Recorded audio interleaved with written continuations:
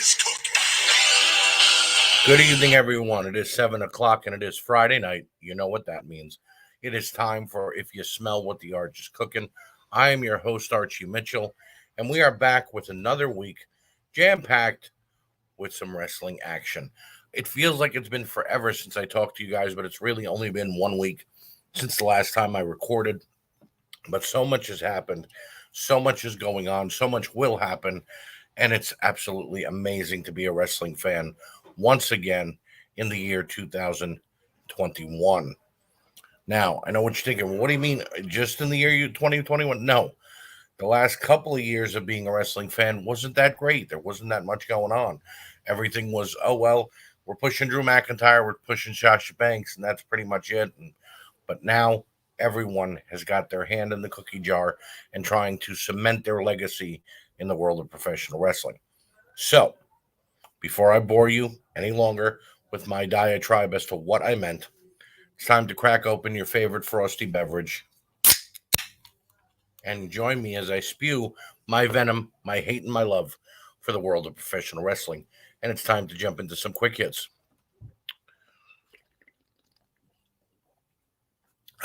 Quick hit number one: NXT gets a new logo for revamping and will now be produced by Vince McMahon.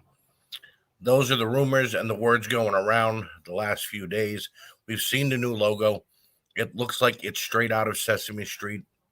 If somebody handed Big Bird a bunch of spray paint cans and told him, go do some graffiti. And if Vince is going to be the man in charge of NXT from now on, ladies and gentlemen, I don't know how much longer NXT will be being reviewed on this show. This may become an AEW only show. This may become AEW Impact and NWA review wrestling show, because if Vince McMahon is going to try to book NXT like the way that he books Monday Night Raw and Friday Night SmackDown, then I've got to check out, because I fall asleep on Raw and SmackDown after the first hour. I can only imagine what NXT would do to me. I know I get some great sleep, but it just wouldn't be worth it. Vince McMahon is trying, in my opinion, to kill NXT because he feels that Triple H and the NXT brand failed to take out AEW during the so-called Wednesday Night Wars, and now he's trying to get rid of something he feels is not his. He didn't create it, so he might as well just kill it. Quick hit number two: referee Mike Chioda says he's heard rumors of WWE selling to Disney. If these rumors are true, and I don't believe Mike Chioda to ever be a liar in the world of professional wrestling, then I may be checking out on the entire World Wrestling Federation and all of its product. And I'm not saying this like a scorned fan who I'll just stop watching, I'll cancel Peacock, I'll cancel the network. No, I'm saying this is a fan who's tired of all the BS. And if they sell to Disney, then it's going to be nothing but more BS and more BS and more BS. And I can't handle it anymore. If Disney takes over, get ready to see cartoons on Raw. Get ready to see cartoons on SmackDown. NXT would be gone, and the cruiserweights would probably be dressed up like furries. Oh yeah, I'll take a pass if that's the truth. Whether they're planning to sell or not, I think Vince McMahon is slowly running the WWE into the ground, whether he knows it or not. I think that he's very out of touch with reality. He doesn't know what wrestling fans want anymore. He's gone on record as to say the WWE will no longer target indie wrestling stars anymore and bring them into NXT. He wants homegrown wrestling stars. Well, when you do that, Vince, you end up with Eva Marie and Mandy Rose. We've seen how well they did this past week on Raw and on NXT. So, yeah, maybe leave the booking and the writing to somebody else, Vince, and you just go count your millions over in the corner. Number three, NBC Universal executives aren't happy about the WWE adding Brock Lesnar and Becky Lynch to SmackDown on Fox. Now, I can understand that. From a business standpoint, it doesn't make much sense for them. They've got SmackDown on Fox, and yes, they have an incredible, Fox has an incredible roster. Raw has AJ Styles, Matt Riddle, Randy Orton, and they were getting, they get a pretty good charge from, incoming new stars and Goldberg coming back, I guess you could say. But SmackDown got John Cena to fight Roman Reigns, and now they've got Brock Lesnar and Becky Lynch popping up at SummerSlam and joining the SmackDown brand. NBC Universal, the USA company, USA Network, they want good ratings for Raw, and Raw hasn't really been pulling that great of ratings. I think they've been 1.5s, 1.9 might have been the highest they've gotten. And I know it doesn't really come down to the ratings anymore because everybody's watching on DVR or on YouTube or on a streaming site. But when they see SmackDown pulling a 2.5 and the best Raw could do is a 1.6, I guess they have the right to be pissed off. So it's going to be interesting to see what happens with Vince's deal with Universal and with Fox and with everybody else involved, and how he's going to talk his way out of it. And finally, quick hit number 4. And new NWA World Heavyweight Champion Trevor Murdoch. Trevor beat Nick Aldis at NWA 73 this past Saturday night on pay-per-view on the Fight Network. Congratulations, Trevor. It has been over 6 months since you have been trying to get that belt away from Nick. You had countless opportunities at it. Nick Aldis always pulled out the win or did something underhandedly, as he was known to do. And it was great seeing you hold up that belt with Ric Flair to your right side, and you saying and promising to do right by that title for Harley Race, a man that you helped take care of in his dying days. Trevor Murdoch is an old school, old soul in this business. He's like FTR, Eddie Kingston, and a couple of other guys who still are throwbacks to the 80s and early 90s of professional wrestling. And to see a man like him win a prestigious title, in my opinion anyway, as Sweet Charlotte, the 10 pounds of gold, is amazing. The NWA 73 pay-per-view was really good. I think that they did all they could at the chase. I think they put over some new stars. And I think that Billy Corgan is doing everything he can to hire and bring in anybody that he can, such as Ric Flair, Chelsea Green, and yes, even Mickie James. But congratulations to Trevor Murdoch. Congratulations to Billy Corgan to having the NWA back at full steam and running once again. I can't wait to watch the weekly shows with Trevor Murdoch at the helm and holding the gold. So congratulations to the NWA. And now we move on to our first piece of show review, AEW Rampage. AEW Rampage from this past Friday night, not tonight's version, but last week's. We are a week behind, as you know. The Hives, Jurassic Express versus the Lucha Brothers in the finals of the tag team tournament to crown a number 1 contender for the Young Bucks World Tag Team titles. Winners will fight the Young Bucks at All Out in a steel cage match. Both teams fought it out to see who would be the number 1 contender to the AEW Tag Team Champions.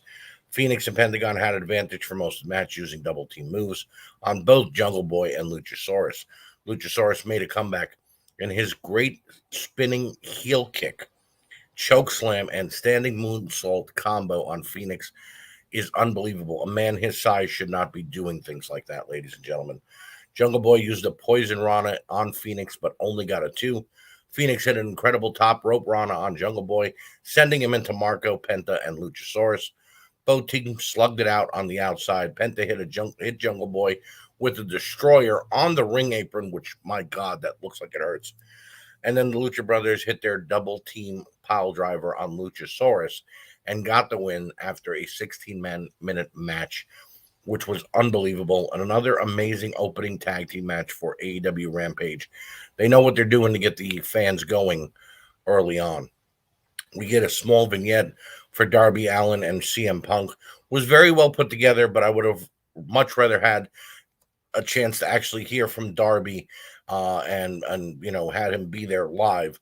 But AEW does a great highlight package on both guys going into All Out. Miro makes his way to the ring, beats down Fuego del Sol on his way to the ring, which I guess is him being pissed off because Fuego took the contract after losing to Miro last week. And that brings out Eddie Kingston. Kingston and Miro brawl inside the ring, but the referees break them up immediately. I would have liked to see them going a little bit more. Cannot wait to see these two go for the TNT title, which will be this Sunday at All Out in Chicago. And then we got Tay Conte taking on the Bunny. These two were supposed to actually be a team, or Bunny offered Tay to join Matt Hardy's House of Hardy, and Tay said no. Bunny attacks before the bell, stays in control by keeping Conte in the corner and delivering chops. Tay tried to fight back, but Bunny just wouldn't give up. Conte finally made a comeback with judo arm drags and a series of backbreakers. Penelope Ford then made her way down to the ring, which made no sense. And this caused a distraction to let the Bunny use the brass knuckles and pick up the win, and an upset win at 10 minutes on Tay Conte. Ford and Bunny are now a tag team, joining forces to form Botches Are Us, in my opinion. And then we go to our main event. It's Christian Cage and Frankie Kazarian taking on Kenny Omega and Brandon Cutler. I don't know why they use Cutler and Michael Nakazawa, but that's fine. Started off with Christian and Kazarian beating down Cutler. Omega comes in, begins taking it to Frankie, but Frankie turns it around very quickly. Omega hits Cutler with a V trigger by mistake and almost tastes the kill switch from Christian. But he takes off and leaves Cutler to be taken out by Christian at the 8-minute mark. Decent main event and progresses the story going into All Out. My opinion, 3.5 out of 5 for AEW Rampage this week. Very, very well done show. Now moving on to NXT from this past Tuesday night. And this may be the countdown to when NXT goes bye-bye, because we don't know when the actual revamping will be happening and Vince McMahon will be taking the helms. We hear pre-recorded comments from Tommaso Ciampa before his match with Ridge Holland later on tonight, and I expect this match to be brutal and incredible. These are the highs, by the way, if I didn't mention it before. Duke Hudson versus Kyle O'Reilly. Feeling out process to get us started, but Hudson with a right hand out of nowhere. Kyle tries to get a leg, but Hudson counters with a knee strike, and then Duke breaks a sleeper with a snapmare. Whole match was back and forth until O'Reilly gains some distance and puts Hudson down. Kyle lands a King Kong knee drop onto Hudson and locks him into the ankle lock to gain a submission victory in a very good match at the 11-minute mark. We then get a vignette for Indy Hartwell and Dexter Lumis's wedding, which is coming up in just 2 weeks' time. And I, for one, cannot wait. Wrestling weddings are always fun. And if this storyline continues to be as fun as it is, then the sky's the limit for what's going to happen during that wedding. Ilya Dragunov makes his way out to the ring. He's limping after his battle with Walter this past Sunday night. And he says he's here to show us that he's still alive and he's gone through the biggest battle of his life. He'll be back soon, but he will now go on to prove that no one is willing to do what he was in order to beat Walter and become the UK champion. I like Ilya, and I think he's one of the best current wrestlers in the world. His matchup with Walter, in my opinion, was 5 stars. And if this man goes back to the UK and defends his title, or he stays in the United States, it doesn't matter to me because I'm going to watch, and I guarantee you it's going to be a barn burner of a matchup. We hear from Kylie Ray. She lets us know that she dominated the UK, and now she will do the same in the USA. Another great move for NXT from NXT UK, and I can't wait to see her go face-to-face with Raquel Gonzalez. A little face-off backstage with Carmelo Hayes and Santos Escobar. Escobar lets Hayes know that the North American title is his, and for Hayes to stay out of his business. This would be a hell of a matchup if they book it. Hayes has the guaranteed title shot against any champion in NXT. So Escobar is trying to make sure that Hayes doesn't jump the line and get the belt before he does. We then get Imperium versus Drake Maverick and newcomer Waller. This was a squash match and Imperium proving their dominance. Double team gut wrench into a European uppercut, and the matchup is over in 4 minutes. This is the way Imperium should be, in my opinion. Don't put them against anybody big yet. Let them destroy as much younger and smaller talent as they can, and then put them against champions. We then go to Johnny Gargano versus LA Knight. This was a fun heel versus heel match. They both went back and forth and put on a great technical match. The outside interaction with Dexter Loomis added the right amount of comedy and allowed for a distraction. Knight hit the BMT and picked up the win after a 15-minute back and forth classic. LA Knight needs something to do now that he's done with the $1 million title and Teddy Biasi and Cameron Grimes. So if he's going to move up to the world title picture, more power to him. Johnny Gargano is still involved with Dexter and Indy's whole deal, but I wouldn't mind seeing Johnny get another shot at the title either. And if they keep putting on matches like this, hell, give them all a shot at the title against Samoa Joe. MSK approaches William Regal backstage and asks to defend their tag team titles against the reunited Oney Lorcan and Danny Burch because they never lost the titles in the first place. Regal makes the match for next week, and that should be an absolute banger, in my opinion.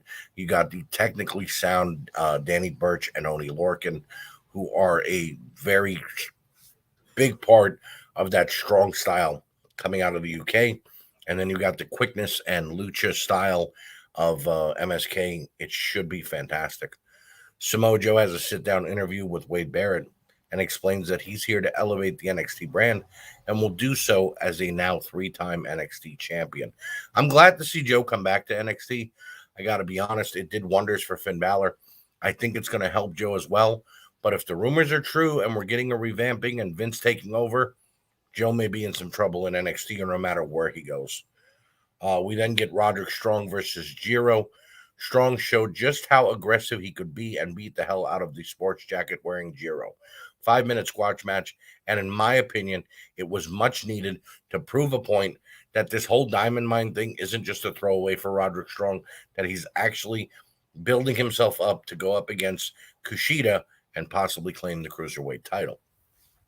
Hey, the NXT women's tag team titles are back, and so are Io Shirai and Zoe Starks. That's right, they're the champions, folks. They're going to defend the titles against Team Botchfest next week.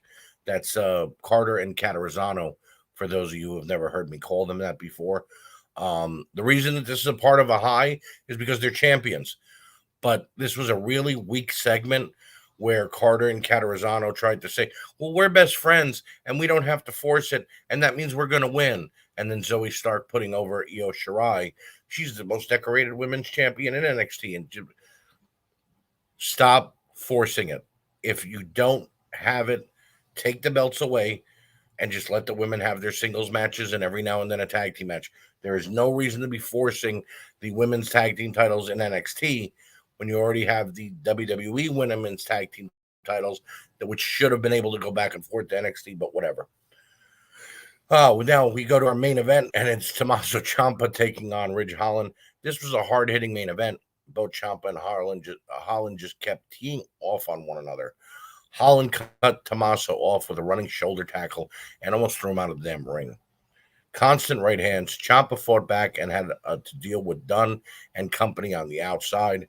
After 20 brutal minutes, Ciampa hit his rope-assisted DDT, picked up a tough win, but then was about to be taken out by Oney Lorcan, Danny Burch, Pete Dunne, and Ridge Holland when MSK made the save after the match to keep Ciampa from being beaten down. It's nice to see that mutual respect carrying on since Ciampa and MSK battled for the tag team titles a month or so ago. This story continues to grow. Every match that's going to be made from it is going to be worthwhile and waiting for. And what I'm trying to say here is you've got MSK, you've got Tommaso Ciampa, Ridge Holland, Burch, Lorcan, Dunn. Anything that comes out of those 7 men, it's worth it. Keep it up. And now for the lows. Mandy Rose versus Saraya as the opening match. Rose entered with Dolan and JC or whatever the other blonde girl's name is. I don't know it. Not sure if I like this stable or not just yet. Saraya used a ton of submission moves in this one and looked good, but Mandy was pretty much just being a heel and using eye rakes and hair pulling. I don't know what happened there all of a sudden to Mandy Rose. Rose got nailed with that huge drop kick against the ropes by Saraya, and then she fell to the outside of the ring. Dolan and her friend wrap a towel around Mandy Rose's face, and the match is done. Saraya wins by count out. It left everyone really confused. Like nobody knew what the hell was going on here. Um, again, there's no reason to force this. If Mandy Rose didn't have to get in the ring and you were just going to continue with Gigi Dolan, this other girl, that's fine. Um, but okay, you put Mandy Rose in the ring. We've actually seen her have decent matches with other women before, and then she ends up looking like trash against Saraya. I just don't get it. And then Raquel Gonzalez versus Jessie Kamei. This was a 5-minute botch fest. Every time one of them landed a move, they'd fall over or trip over themselves. Gonzalez got the win, and the less said about this match, the better. I know they're trying to get to Frankie Monet versus Raquel Gonzalez. Maybe putting Jessica May in there with Raquel was not the best way to go. NXT was not bad though. I'd like a little more wrestling as opposed to all this talking that's been going on. And if that's what we're leading to under the Vince regime, then I guess I'll grin and bear it unless it gets worse.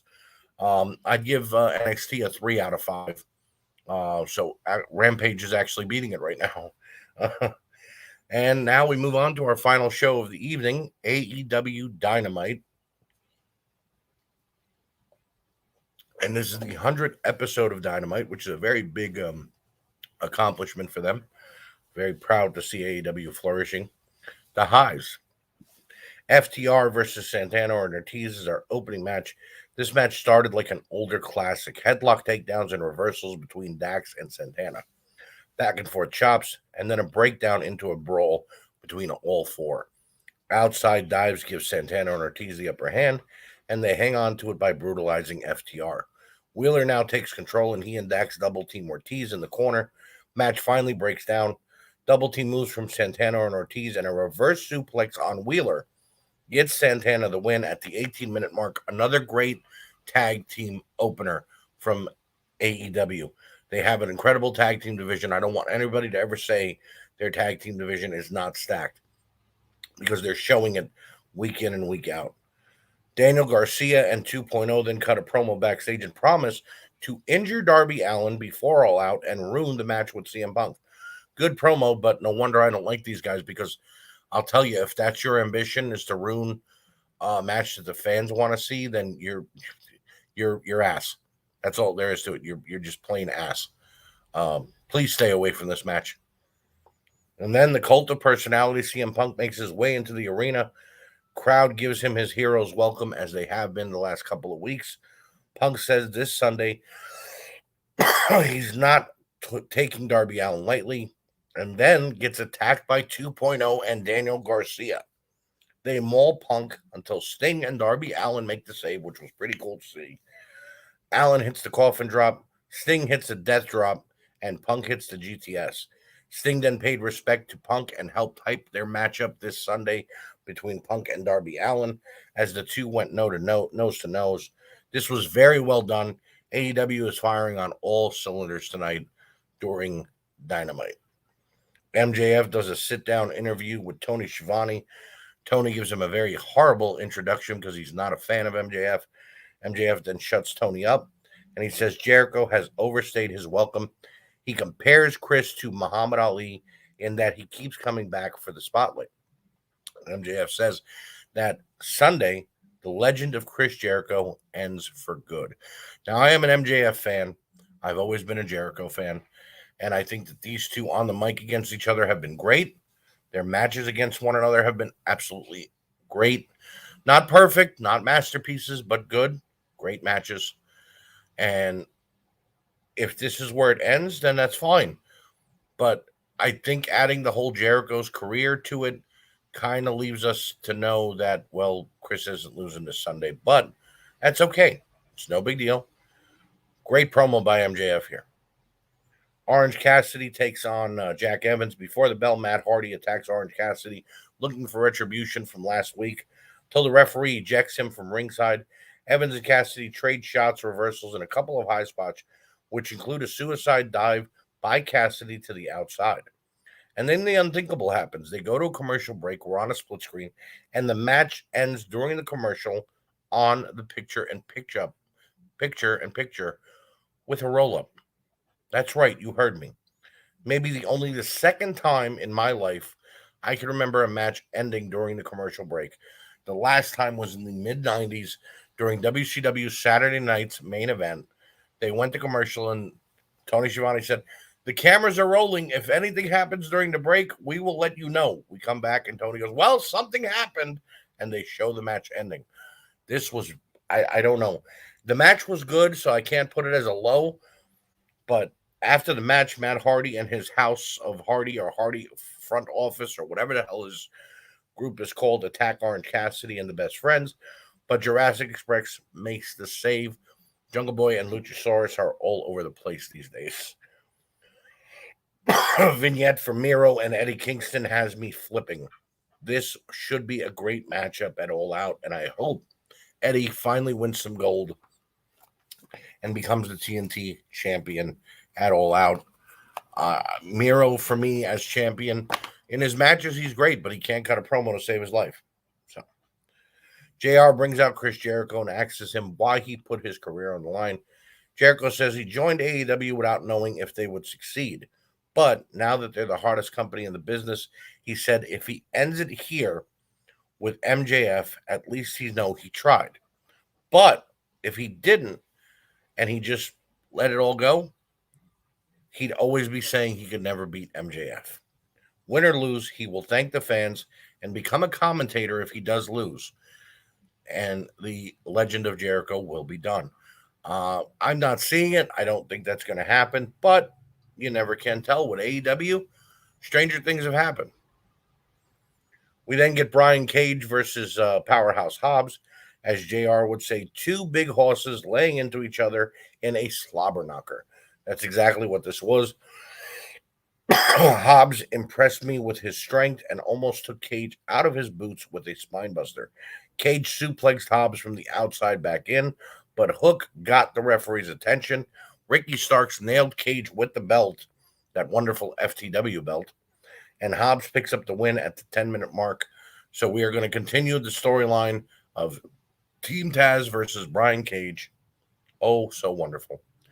Malachi Black cuts a promo about Lee Johnson and promises to hurt the youngster for his interference with the Andersons last week on Dynamite. Last week on Dynamite, excuse me. QT Marshall and the Factory are in the ring, and they call out Paul White. And guess what? He answered immediately. He ain't going to get the Big Show not to come out there. White destroys the Factory on his own, and then the Gun Club just comes running out to the ring. QT backs off, and then Billy Gunn attacks the surgically repaired hip of Paul White and then nails him with a chair shot to the head. This leaves White vulnerable, and QT Marshall and the Factory beat down on Paul White. What the hell just happened? I understand developing the story, but they didn't help beat down Paul White afterwards. They left him to the Factory. Did QT Marshall have this done? Is this something that Billy Gunn did because of something that maybe happened in the past? It leaves a lot of questions, but it also just seems very random. Ty Conti takes on Penelope Ford. Conti jumps from the apron to the floor and takes out Ford and the bunny before the match begins. Tay has full control and lands a swinging slam. Conti picks up the win in 8 minutes, and it was an okay match. Nothing bad about it. The bunny and Penelope Ford then try to take Ty out, but Anna Jay makes her return and chases them off. So happy to see Anna Jay back. She will now be in the Casino Battle Royal, along with Tay Conti and Penelope Ford and the bunny and a bunch of other AEW women. And then backstage, Nyla Rose and Jade take out Thunder Rosa en route to the Casino Battle Royal. I don't get it, but I guess get your opponents out of the way. Who knows? And then it's main event time. Jurassic Express taking on Jurassic Express and the Lucha Brothers taking on the Young Bucks and the Good Bros. What started out as a normal 8-man tag erupted immediately into an 8-man brawl. Luchasaurus and Gallows on one side, the Bucks and the Lucha Bros on another side, and Jungle Boy and Anderson on the outside.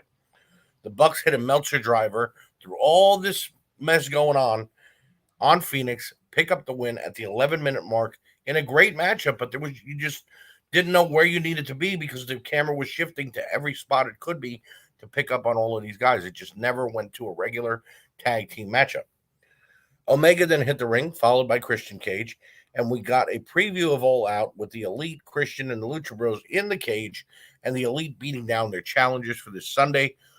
Omega taunted whoever was on the outside of the cage, the Jurassic Express, Marco Stunt, Dante Martin, a bunch of guys trying to get in the ring to save Christian and the rest of the boys that were getting beat down. But a newly black hair dyed Kenny Omega, Young Bucks, and the Good Bros take out the Lucha Bros and Christian, leading to this Sunday. So, going to be interesting to see what happens at All Out. Normal booking, the way the world works, or it used to work, if someone was made to look strong going into a pay-per-view, it meant they were going to lose. That's not the way AEW has been. So, I don't know. I couldn't predict this pay-per-view if I had to, but I can't wait to watch it. Finally, the lows of AEW Dynamite. The random Moxley promo about his match with Kojima this Sunday. This is like my least favorite match for All Out, and we've seen this promo 3 times already. What with the 2 rampages we've already had and the Dynamite last week. Yes, we get it, John. Nobody wanted to fight you from Japan. Only Kojima signed the contract, and you're going to kill him. Okay, John, we get it. We get it. Kojima's already been in the United States for 3 months in Impact. That's why he's able to fight you, John, because nobody from Japan wanted to risk not being able to go back to Japan because of COVID. So they went back to Japan. Tanahashi didn't want to lose to you. Get over it. And the whole Darby Allin promo in the middle of the show, that wholesome Darby Allin promo, great way to take away his edge. Like everything he did with Punk in the ring earlier in the night, and then you give him this very wholesome, I'm a young boy and I grew up and I this is all I've ever done. No, you cut the guy's balls off. Bad AEW. Whatever the case may be, I would put AEW Dynamite at a 3.5 out of 5 as well. All 3 shows are can't miss, in my opinion. So go ahead, go out of your way to watch them if you haven't, or find previews or clips on YouTube or a streaming site of the things I told you that were good, and enjoy yourself that way. So now we come to the final part of the evening. Nate Maxon's favorite part of the show. What grinds my gears. And I thought about what I wanted to say this week. And I realized what I said last week. I realized what I've been saying the past few weeks.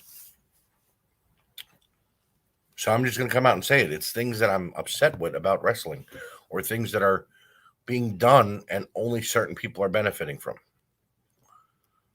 The forbidden door in the wrestling world that led from AEW to New Japan and Impact and NWA and MLW and any other company that wanted to jump in was meant to be something special. It was meant to show us wrestlers who were never going to step foot in a company that they didn't work for before doing so now. Case in point, Christian Cage is under an AEW contract, but he's the Impact champion, and he's been on Impact the last 3 weeks. Case in point, the Good Brothers are the Impact Tag Team Champions. They've been on AEW for quite some time. You got guys like Jay White in Impact, Kojima, wrestlers like Kenta popping up in AEW, guys like Tama Tonga and Tonga Low, the Gorillas of Destiny, getting in the face of the Good Brothers during a New Japan Strong Style event. It was making it special. But now it seems to me that wrestlers that shouldn't be benefiting, or rather managers that shouldn't be benefiting, are just jumping through the forbidden door just for the fuck all of it. Who do I mean? Well, the first name that comes to mind is Conan. In the last 6 weeks, Conan has appeared in AEW with Santana and Ortiz. He's made a new LAX in MLW of two guys who are not even Latin, from my understanding. Slice Boogie and some other guy. He then popped up in Impact to be with I don't want to lie to you who he was with, but I know he popped up there he was just there for like a week just to be there. And then he was just in the NWA this past weekend to bring out Mecha Wolf and Bestia 666. Is the only person from Mexico and AAA and Lucha Libre that's willing to be a face for them Conan? Jesus Christ. He's on every show for 1 week, and then he's never seen from again. It makes no sense. It makes absolutely no sense that Conan has been on 4 different wrestling companies in 6 weeks' time. He beat Rick Rude being on Raw and Nitro in the same night. Another person who's kind of doing his job of jumping from company to company is Zack Ryder. But, I'm sorry, Matt Cardona. It's not just benefiting Matt. Matt is in Impact under a contract. He goes with Chelsea to Ring of Honor and is shown here and there, but has not yet to wrestle. Chelsea is helping Ring of Honor with their women's division. And he's in GCW and won their Deathmatch World title. And he's actually doing a great job on social media, trolling the shit out of them and making people talk about GCW. A company that people talked about before, but usually in the way of saying, oh, it's GCW, it's something that great. Oh, it's that deathmatch company. Oh, it's Nick Gage. He's actually making them talk about the company in a positive light. So good on Matt Cardona. But there are wrestlers, as I said, popping up in way too many companies just for the hell of it. I don't know if it's for the extra payday. I don't know if it's because they want to be seen more, used more, or what. But whatever the case may be, it seems to me that the Forbidden Door was meant to be kept special and is now being used like an in and outdoor for anybody. I think that Tony Khan, Scott D'Amore, and the representatives from New Japan, MLW, NWA need to sit down and talk about when they want to use this option to allow wrestlers to pop up and do their thing. Otherwise, we're going to end up with like somebody like, I don't know, Willie Mack popping up in AEW and then being in MLW. And like, there's no storyline being forwarded. There's nothing help. It's not helping him. It's not helping the wrestlers that he's fighting. Willie Mack's a great talent, put on a great, classic match, but it's not going to help anybody if Willie Mack is on Impact, Dynamite, and NWA. It's just not. It's really not. You know, the next person to walk through the forbidden door should be Nick Aldis, or it should be the Gorillas of Destiny. It shouldn't be Conan again. It shouldn't be Mickey James. It shouldn't be just anybody. It should be somebody who actually means something. You want to make Nick Aldis even bigger? Let Ric Flair walk through the forbidden door first and say he's coming. And then the following week allow him to introduce Nick Aldis. It makes sense. But whatever. What do I know? I'm just a guy with a podcast. I want to thank you guys for joining me. As always,